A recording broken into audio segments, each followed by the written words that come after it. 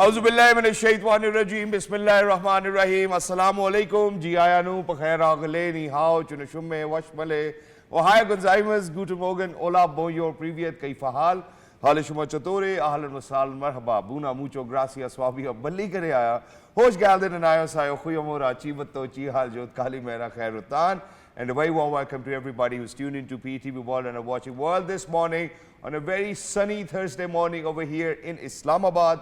I happen to be Shahzad Hasan Khan, and with me I'm really lucky that I've been joined by my wonderful colleague who happens to be Miss Eesha Rehan. Hello Eesha, assalamu alaikum. How are you feeling today? Walaikum assalam, Shahzad. I am feeling absolutely great. We have some phenomenal guests lined up to come in the studio today, and I'm very excited to talk to them.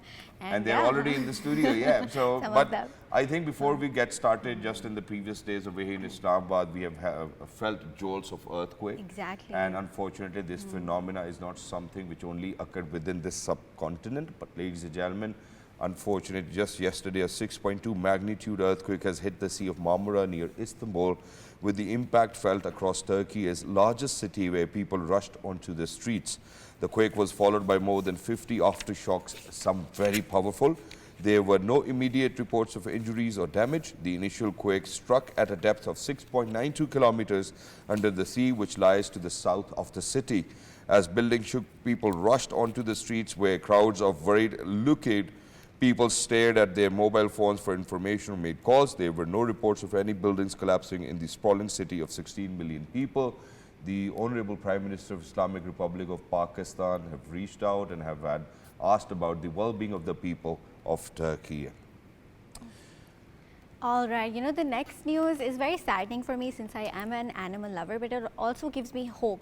You know, so we are celebrating the World Day for Laboratory Animals that is being observed today to highlight the suffering of animals in laboratories around the world, to support movements against such practices. Millions of animals, including dogs, monkeys, are used for scientific purposes and end up dying in laboratories. The day therefore commemorates the suffering of animals throughout the world. The day was instituted in 1979, stressing the advanced scientific non-animal techniques for performing experiments. You know, this is why I would always encourage all the females to use makeup products that are cruelty-free. Exactly, well that's great as well, but you know, I think in addition to this, Eesha, you might remember that during our Ramadan transmission you were cooking a lot of stuff, right? Mashallah, and you used a lot of chicken, and now all of a sudden you love animals, you know, so I think I'm against animal cruelty, you know, yeah, we love that's chickens, good. We grow them with such love, yeah, and we eat them with such love. I think I'm going to spare you on this one as well, and kind of, you know, move ahead as well, ladies and gentlemen, where we do know how diplomacy is essential for peace. So today, International Day of Multilateralism and Diplomacy for Peace is being observed. The day is a call to action, raising awareness about the vital role played by multilateralism and diplomacy in resolving conflicts, promoting economic development, and safeguarding human rights. So I think everybody needs to give diplomacy a try, and in fact I think diplomacy is always a great solution. But in addition to this, I've got a piece of information to share, and there's a reason why I'm sharing that, because a lot of people might not know. You know, so we do have a public institution with the name of the Directorate of Municipal Administration, DMA, under the Local Government Act 2015. This is a piece of information that everybody needs to understand first of all. And Municipal Bylaws 1969 oversees key municipal services in Islamabad, led by the Director DMA. It manages advertisement licensing, trade registration, anti-encroachment, telecom NOCs, bazaars, graveyards, and public spaces.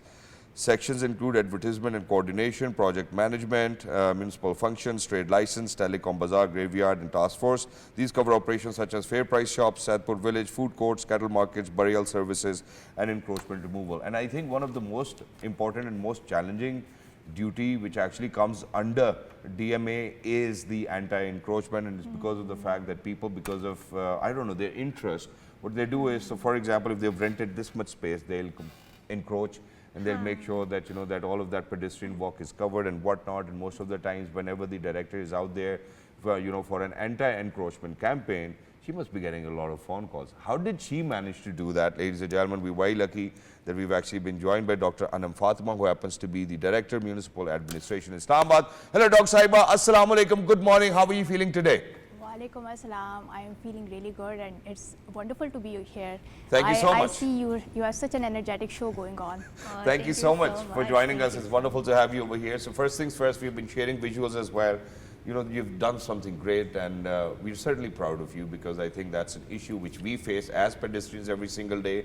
We do not have that space of safe space to walk. We really feel as if, you know, the places that where we are probably F10 Merkaz, G9 Karachi Company or G10 Merkaz, looks like as if they've suffocated us. How was it for you to decide that there was an anti-encroachment campaign that needs to be launched and that you have led it successfully? You see, Islamabad is a planned city. So the point of planned city is that the commercial centers are very wide. When you go to a well-regulated commercial center, you feel that the avenues are really broad and you feel like you are walking in a foreign country.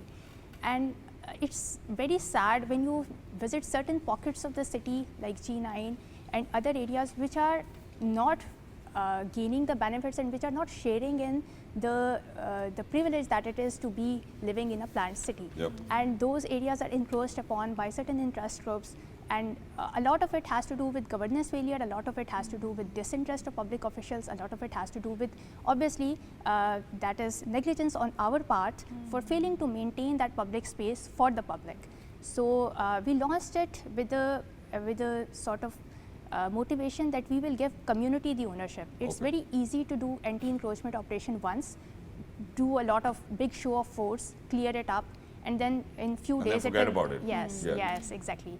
So this time, what I have tried to do differently is that I have given ownership to the community leaders, the market leaders. We have had extensive meetings with them. We have engaged them extensively and tried to make them realize that it is for the well-being of the Barkas in long term, that you have it in a regulated, disciplined way, that you run it in a regulated, disciplined way. And the aggressive advertisement, it hurts everyone because eventually the customer stops coming to that place. True.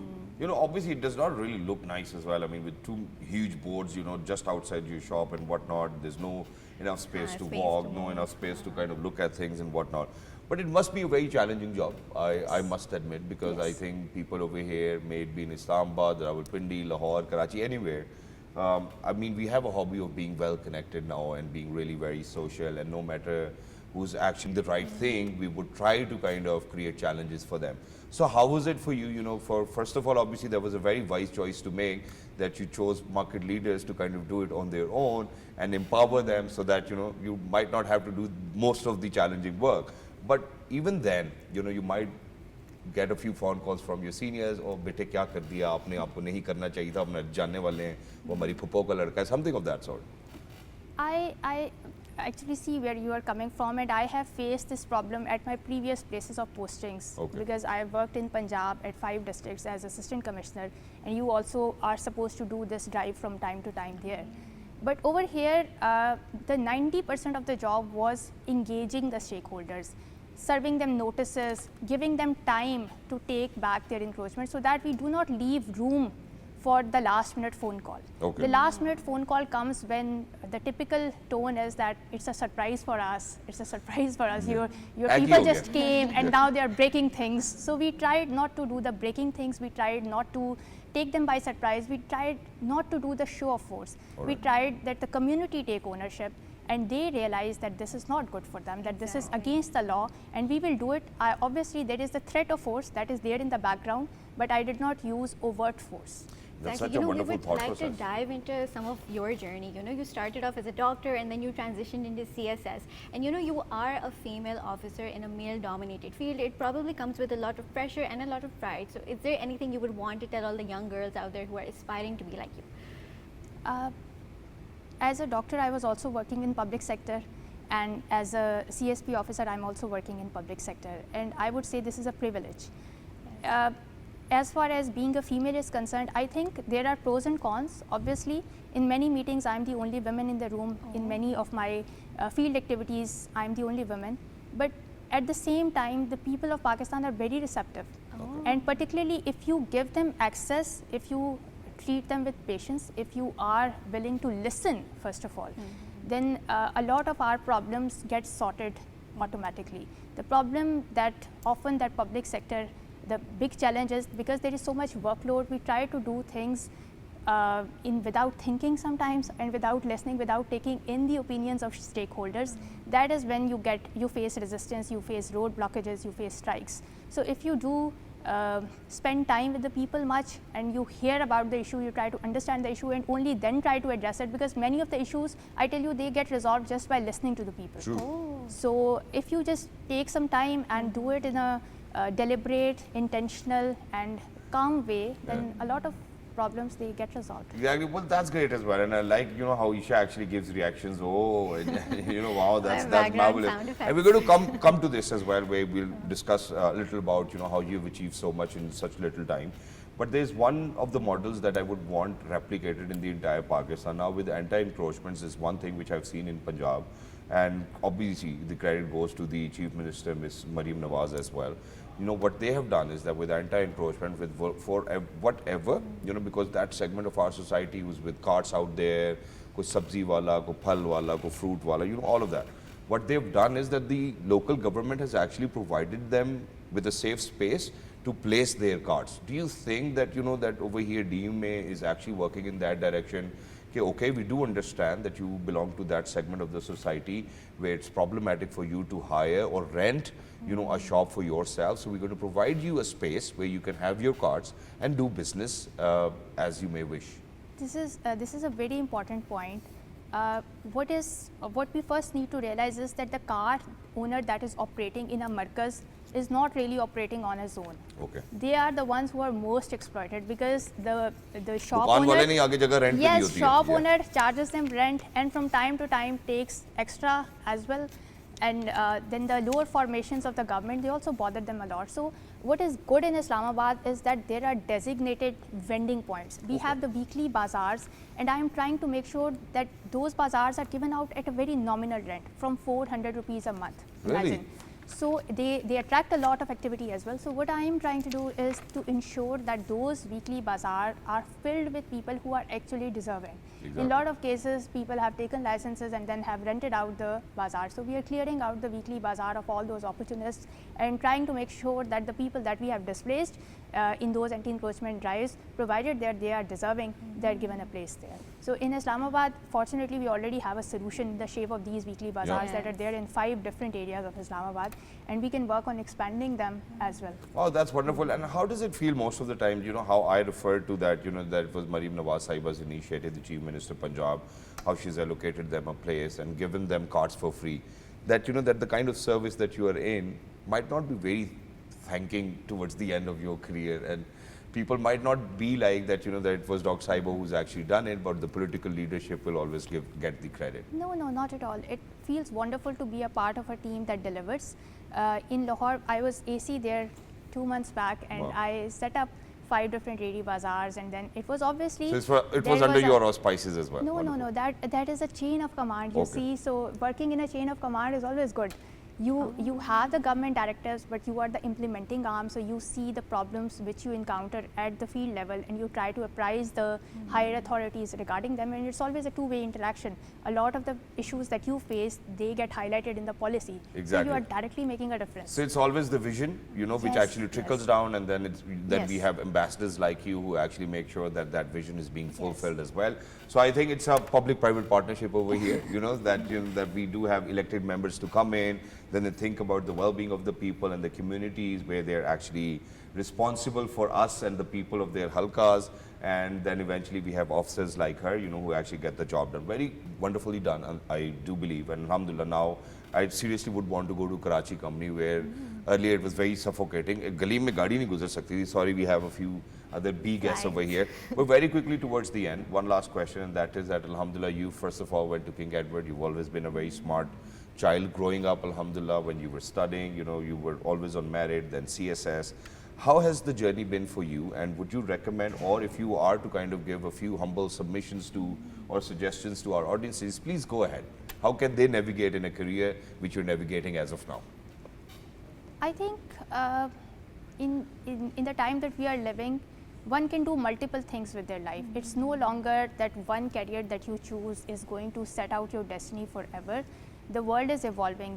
People are doing one thing today and another thing tomorrow. So it's always good to keep learning skills and try to see where life takes you. Opportunities come all the time and you just have to grab them.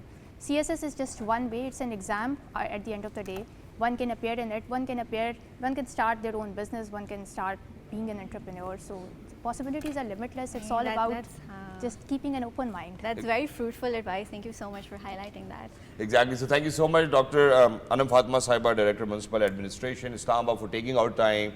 Thank you so much for very successfully conducting an anti-encroachment, what do we call it, activity as well. And we certainly look forward to living in a very beautiful, and probably the Director Municipal Administration looking after how the problems of the people of Islamabad can be solved immaculately and effectively as well. So thank you so much for joining us. Wonderful to have you over here. And for everybody who's out there, ladies and gentlemen, other than this, I think there's one more thing which has actually encroached our hearts, and that is the Pakistan Super League. It's the 10th edition, which is underway. Yes, which is underway as of now as well. But before that, I think what we really need to do is that we really need to kind of congratulate Islamabad, because they've been extending their winning streak.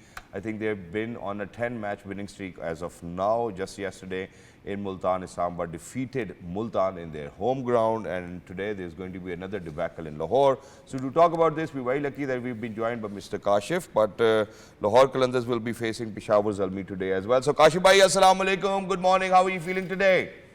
Walaikum assalam, thank you very much, all well. Wow, that's wonderful. So we keep on disturbing you. We're really sorry for that, but it's because of the Pakistan Super League and the non-stop action which is taking place in Pakistan Super League. First of all, let's talk about Multan Sultan versus Islamabad United. What did Multan do wrong? I mean, it was a very high-scoring affair. The match previous to the one yesterday, they scored somewhat around 230, 240 runs, and they were formidable. What do you think went wrong for Multan Sultans yesterday? I think it was all about Islamabad United, the way the team is playing, the way the ballers are performing, and they outclassed Multan Sultan. In fact, Multan Sultan was playing at their home ground, but still, Islamabad United was on top of them. It is all about the team, how well the team is gelled together, how well they are performing. They are performing excellent in all three departments, whether it is bowling, batting, or fielding, and very well led by Shahzad Khan. I think all credit goes to Islamabad United. Exactly, I think that's wonderful. So now let's move on to Lahore Qalandars to face Peshawar Zalmi, and that too in Lahore. And Peshawar Zalmi obviously is suffocating as of now, because they have not won a lot of games. I believe that they've only won one match as of now. How do you think that Peshawar Zalmi needs to bounce back, and that too in Lahore, Gaddafi Stadium against Lahore Qalandars? Peshawar Zalmi need to be playing very bravely, because they are in their shackles and they are unable to come out of the shackles. Can you hear me?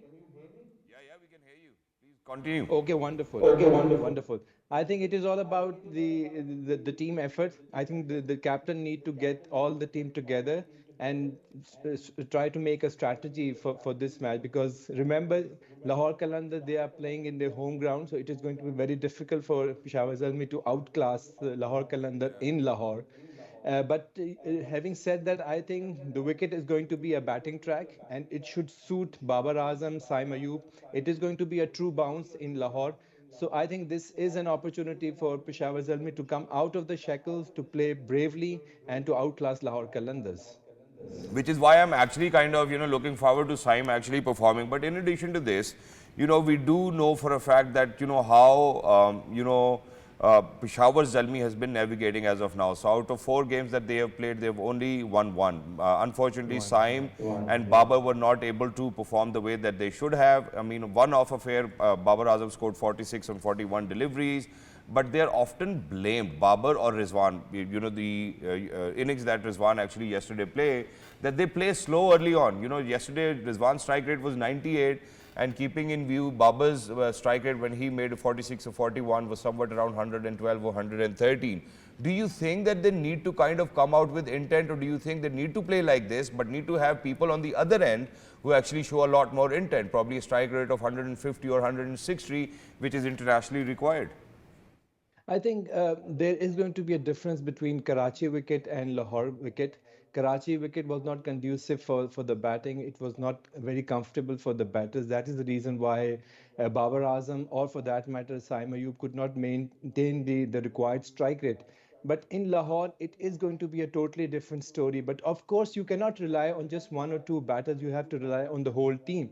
So all the players, whether it is Babar Azam, Saim Ayub, or the following players, everybody has to play their own role. Everybody has to understand that it is their responsibility to play a positive role for the team. But having said that, I think Lahore is going to be a different story for Babar Azam, for Saim Ayub. As I said, that it is going to be a true bounce in Lahore. It is going to be a batting track. So there is a possibility that Babar Azam and Saim Ayub, they can bounce back. They can give a very good start to Peshawar Zalmi. And once it is done, I think it is going to be a different story for the Zalmis. And having said that, the Zalmis, they have got a very good bowling attack. So if they can manage to have a score of around 200, 200 plus, I'm sure their bowlers have the ability to defend that kind of a total. But if you're giving a total of say 130, 140, or for that matter 150, 160 to your bowlers, then do not expect the bowlers to defend that kind of a total. So batters have to perform well. They have to come out of the shackles, as I said, and they have to perform. They have to, bundle up a good total so that gives an opportunity for the bowlers. So which is why I'm going to ask you, who do you think is going to win the game today? Lahore Qalandars or Peshawar Zalmi? Who's your favorite? Come on, tell me. My favorite, my sympathies are with Peshawar Zalmi. I want Peshawar Zalmi to win so that they should bounce back in the game. So my vote is for Peshawar Zalmi this time. Exactly. Thank you so much, Mr. Kashif, for being with us. Lovely to be in conversation with you. And thank you so much for the wonderful insights that you provided us about Pakistan's Super League's 10th edition's game, which is going to happen tonight. And let me ask Eesha as well. So, Eesha, who are you supporting? Lahore Qalandars or Peshawar Zalmi? I think, like Kashif said, we have sympathies with Peshawar Zalmi, so I hope that they win. Why do you have sympathy for them? Because they have not won any matches, like you mentioned. They won one match. Yeah, that's what I mentioned. But okay, let's continue with what are we going to do next? All right, since Pakistan is a very diverse country, we have a lot of vloggers and a lot of foreigners coming in to explore our country. So we're very happy to announce that we have a very special guest in our studio today who is Miss Emily Giffin, and she is exploring Pakistan. We would like to know more about her journey. How are you, Miss Giffin? It's been wonderful. Thank you so much. Thank you so much for joining us. Wonderful to have you over here, and this Pakistani local dress looks really nice on you. How do you feel about it? The dresses, I love them so much. You know, I came here in my American clothes and I was suffering in the heat just a little bit, but alhamdulillah, I have some great local friends who took me to the stores. They found these dresses for me, and I'm feeling much cooler and much more Pakistani now. Wow, that's wonderful. That's exactly how we would want you to feel. And in addition to this, let me just get started from the very basics. What brings you to Pakistan? A lot of different things. I think Pakistan is unique in the way that you find a country that has deserts, glaciers, cities, villages, beaches, and mountains. So I can come to Pakistan and find all of those things. Another thing is everyone I speak to who's been to Pakistan has absolutely loved it. And the number one thing you hear is the hospitality of the Pakistani people. They have been absolutely so kind. So I wanted to come and experience it for myself. And just be able to, see the country as a whole. Exactly. And you hear a lot of stereotypes on television regarding us. So has there anything? Why regarding us, yeah? In any country, every country has its own stereotypical outlook and image. So what about you? When you came here, did any certain act or event change your perspective about us? Whether negatively or positively? Positively, obviously. Thank God. I was like, what questions is she asking? Yeah. Please go ahead. Yeah, no. I think especially coming from the West, coming from the US, we hear a lot about Muslim countries in particular.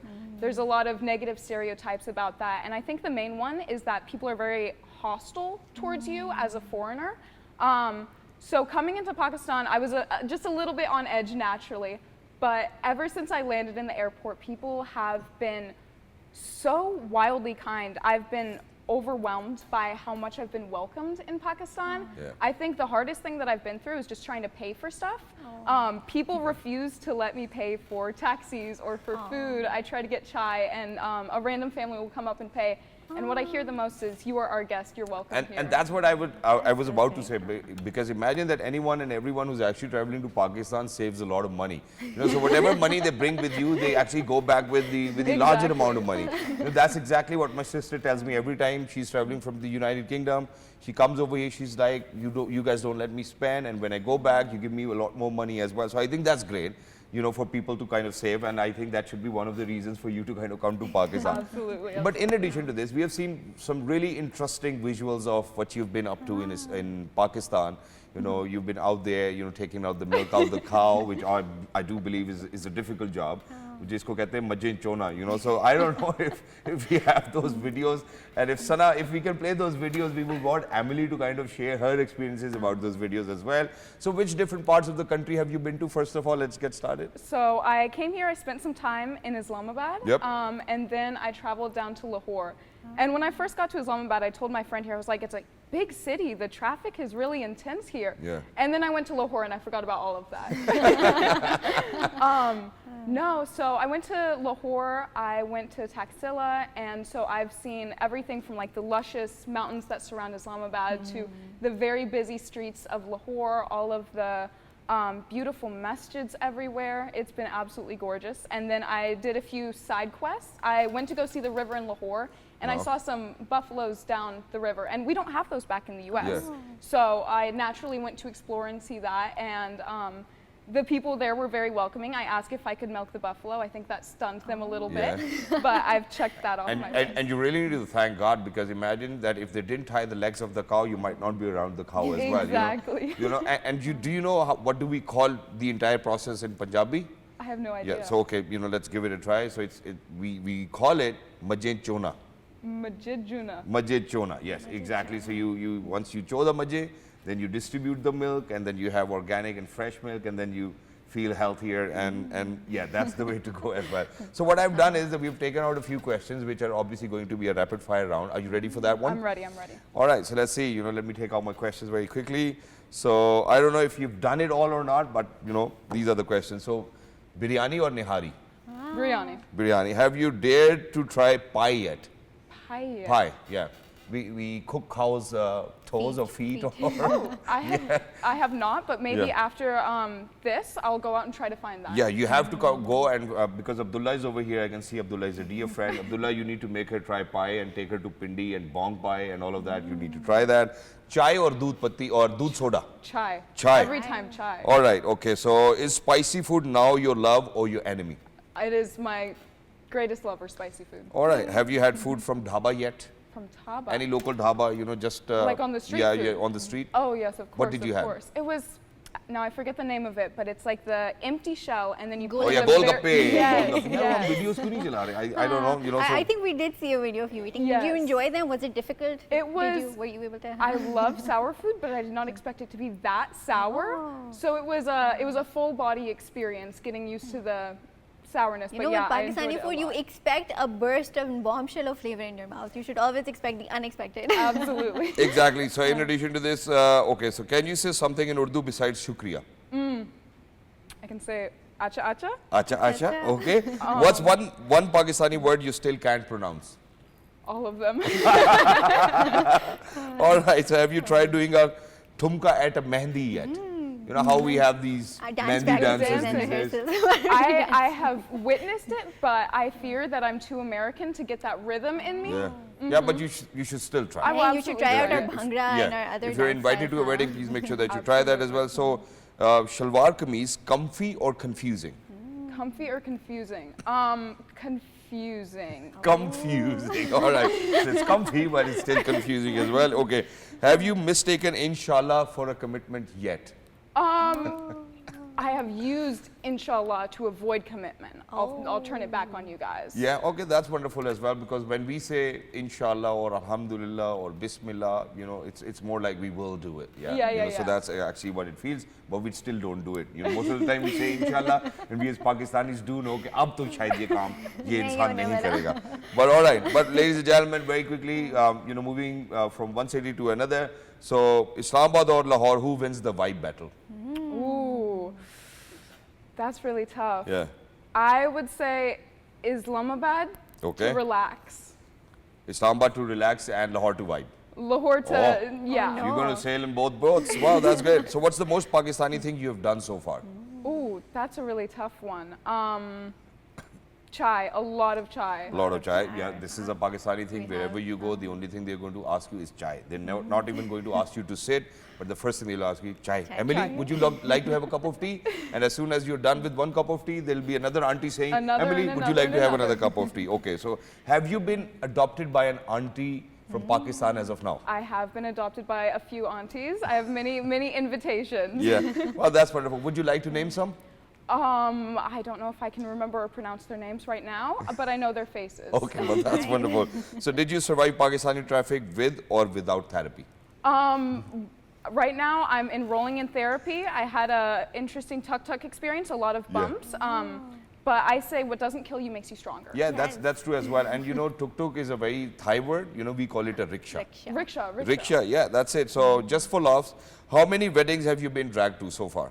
Have you been dragged to a wedding? None yet, but inshallah. Yeah, Abdullah, you need to get married, you know, so that Emily can actually experience a wedding over And here. dance on your wedding as well. Do you know who Shahzad is yet?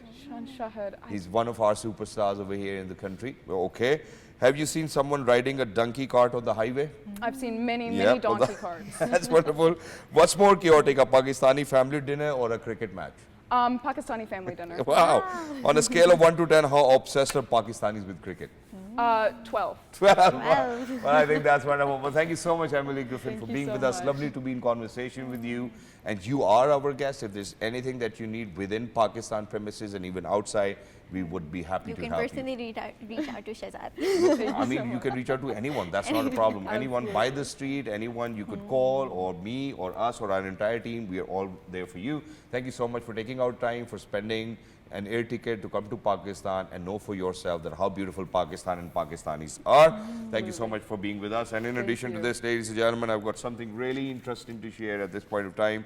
And that is that over 20 robots competed in the world's first humanoid half marathon in China. I mean, why are we using robots, humanoid robots, to run in marathon? I mean, this it was was a very exactly my human question, thing. huh? Yeah, the two-legged robots, which came in a variety of shapes and sizes, jogged through Beijing's southeastern Yizhuang district, which is home to many tech firms.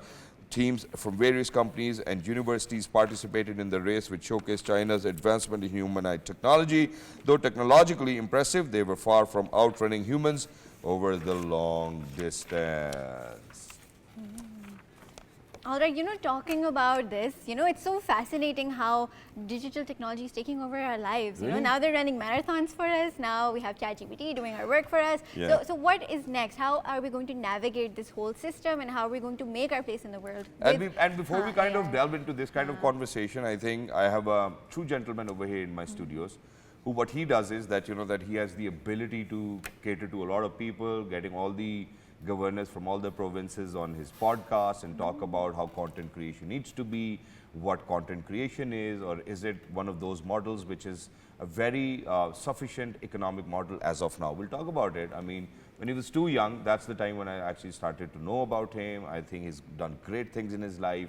And every now and then he will ask somebody to post his video while he's going to sit or make his way to his car. Ladies and gentlemen, we're very lucky that we've actually been joined by one of the most amazing, most handsome individuals over here, a dear friend. He is Mr. Uzair Hasan, and he's an entrepreneur, digital strategist. Hello, assalamu alaikum, Uzair. Good morning. How are you feeling today? Assalamu alaikum, Shahzad. That was a very amazing introduction, and it's very amazing to see you. Thank you so much. And you always look dapper. You always look after yourself. So may it be in States, may it be in Karachi or in Islamabad, you've always been the same. Alhamdulillah. Let's get started. And the creator economy, this is a topic which you actually introduced to us as well, building sustainable careers in digital age. Please go ahead, take us through. Well, we have recently seen this content creation race has increased over time as well. We used to witness these content creators. They were in very less numbers back in 2018, 19 or 2020s. But the vlogging concept was started back in US or other countries way before that. Back, yeah. And of course, we have a mutual friend as well who used to be a TV host. Yeah, we're talking about Vakar Zaka over here, yes. Yeah. So Vakar introduced this way to, I don't even remember. Ding, ding, ding, ding, ding, Yeah, ding. exactly. You remember that? Yeah. So that concept was very much welcomed, and right now we can see these vloggers getting views like crazy. And that's exactly what I want to kind of ask you now. Imagine that, you know, I would never recommend anyone to kind of watch probably, I mean, nothing against them, but I don't think that they're actually contributing towards our well-being or, you know, us being more knowledgeable. So may it be Rajab Bhatt, may it be Mr. Patlu, may it be all of these people. Who do you think that we need to follow if we are talking about, you know, content creation and people who have actually contributed to lives or made a difference? Well, the content creators that I follow, of course, Irfan Janejo, Waqar Zaka, and there's this new friend, Muru, Hamza Ibrahim. They are creating such quality content. And of course, when you're following someone, see what they are delivering and what we are getting out of that as well. Sometimes people say that, of course, these vloggers are getting views, that's why they are making those videos. If they are not going to get those views, they are going to stop making those vlogs as well. So the market for each content is going to be there. The niche is something that you have to create for yourself. If you are going to create content that is going to be something, someone is going to get benefit for economical development, or someone is getting or liking a content for just entertainment purposes only. So we have to see what kind of content do we are, you know, utilizing right now, and how it's going to affect our life in next 2 to 3 years. And for the longest period, it was so hard for me to understand what you were doing. And I just met Waqar Zaka in Dubai, and I was like, you know, what does Uzair do? And he was like, you know, he was a part of the political campaign of Mr. Trump, and he thought that he's not going to win. He left the campaign or something of that sort. But very quickly coming towards what Maxim is doing, because you actually happen to be spearheading Maxim, you happen to be the chief executive officer, and every time you get to host a show for Maxim, you actually invite other ladies, but not me. But yeah, please go ahead. Yeah. No, that's very unfortunate that whenever we are... That's very unfortunate. No, of course it is. No, of course, when we are trying to get you on board, either you are not in the country and you are very expensive, Shahzad, to be honest. The budgets that we are let's talk about Maxim. Yeah. So Maxim is started as a digital agency in US, and then we have introduced it as a media house as well. We have introduced a channel too. So recently we have started some the series that included podcasts some chefs as well, and podcasts too, and this was all to bring the engagement towards our channel, and it made some very amazing networking opportunities for us and for other people as well. And when you were giving that introduction in which we invited all the governors on one platform, this was never done before. Yeah, was it difficult, by the way? It was very difficult, and even the MS of all these governors were saying that I don't think so someone can pull this off, especially you know how difficult is it to get times of each and then governor. for all of them to travel to one place and be together and at the same time as well. Yeah. And we had the arrangement for the governor of Balochistan as well, and we mentioned that in our podcast too, that it went so late that he had some prior commitments which he was unable to regret at that moment. So he has to leave, else it would have been all 5 governors at one point. Yeah, उनके पास जहाज होता है उसमें बैठते हैं चले जाते हैं easy इधर ही था, yeah. You know, all right, Uzair, you know, since you are an expert in this field, so how hard is it to stay relevant in this field of digital era? Do you have to, it's like playing a game of tag with the algorithm, Absolutely. right? So is it good editing, storytelling techniques, or short videos that keep the audience engaged? And you know, like my generation likes to say that our dopamine receptors are fried, you know, since there's so much content and such quick content. So please elaborate on that. Well, recently, or is it just looking good? No, it adds value to your content, of course, and of course if you are doing. Imagine I had to wear a pink shirt because she was wearing a pink dress, and this is what my pink looks like, and this is what her pink looks like. There are different shades of pinks as well. Yeah, please go ahead. So you should guide him as well on that. But you see, the attention span, not for us only, even for every generation that is right now, either you talk about boomers, millennials, or Gen Z, we have very short span of time. So the content should be engaging enough to grab your attention in first 5 to 6 seconds. If you are not gauging that attention, you are not going to make the content that is, you know, required right now. And secondly, what I have seen, the content that is getting maximum reach is in which you are not speaking any language, and it gets millions of views, like the videos that Ashton Hall, you might have seen, he dunks his face every day in an ice water, and those videos get millions of views because the algorithm is designed in a way that the same content can be revolved hundreds and thousands of times, because algorithm is unable to detect which audience to show this content, and if you are not speaking English or Hindi, so it's going to travel. And can the algorithm detect what content it is basically? Can the algorithm detect that it's the same content or it's not? No, it does, but of course, when they see that there are certain views are coming in, so they are going to keep pushing that content as well. Okay. And again, for people like you and people like her, if you are going to constantly post, you are going to get that engagement. But as soon as you are going to stop posting or pausing, you are going to go below the timeline or, you know, the food chain or ecosystem, whatever you call it. And, you know, then there will be posts by Facebook and telling you that, you know, that your reach has actually decreased and that you need to do this and whatnot. Yeah, so keep on doing that. I mean, I think Madam Sana tags us in PT World and our morning shows videos every single day, and we're growing, alhamdulillah. But very quickly, I think from where the conversation started, the creator economy. Where are we at this front? Do you think that with the direction right now is the right direction, or we really need to kind of think about it and then grow bigger? You have raised a very important question. The creators globally are shifting the narratives right now.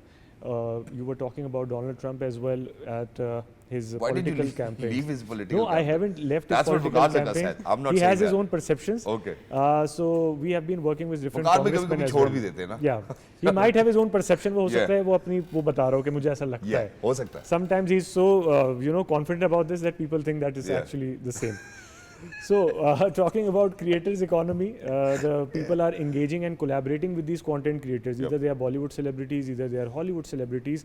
But right now what I've seen, especially in Pakistan, they are not given their due diligence because people, you know what, they match content creators with TikTokers, or they match content creators with anyone who they see is not making prominent content. But right now you have seen these boxing matches that are held, this Mike Tyson versus Jack Paul, and this was all content creation. Rahim Pardesi versus Feroz Khan. So when you are promoting these films, you are not going to regret, the drama artists are not going to regret because either you are going to be very famous in drama industry, but it's not necessary that you are going to be you are going to get fame on social media as well. This is a complete different world. So you have to create your own balance, and that's why people do collaborations to get those audience. And Maxim, ladies and gentlemen, will always help you to do so and how to do so and what to do so. And I think thank you so much, Uzair. Thank you, for coming up with such brilliant ideas. I hope uncle and auntie and your younger brother is fine too as well. Absolutely. I think that's great. But at this point of time, ladies and gentlemen, we have got a birthday wish to make as well. I mean, so let's move on towards the birthday. Muhammad Zohan Sajeel is turning 3 today. Sajad. Come on, Sajad, he is turning 3 today. Happy birthday to you. Should we do our little birthday song? Exactly. So happy birthday to you. Happy birthday to you. Happy birthday, Muhammad Zohan Sajad. Happy birthday to you. Bete, you know, jab bade ho jaoge, please make sure that you look after your parents, because जब बेटे जब बड़े हो जाते हैं ना ज़्यादा ख्याल रखते नहीं हैं वो अपने वालिदैन का. So please be that son who's actually going to be the pride and honor of their family and their parents as well. Thank you so much, Uzair, for being with us. Lovely to be in conversation with you. And for everybody who's out there, ladies and gentlemen, look after yourselves. Please make sure that every single day when you wake up, that your heart is full of gratitude and you thank Allah for whatever you have in your life. Until next time, look after yourselves. 1, 2, 3. Good morning. Have a great day. Bye.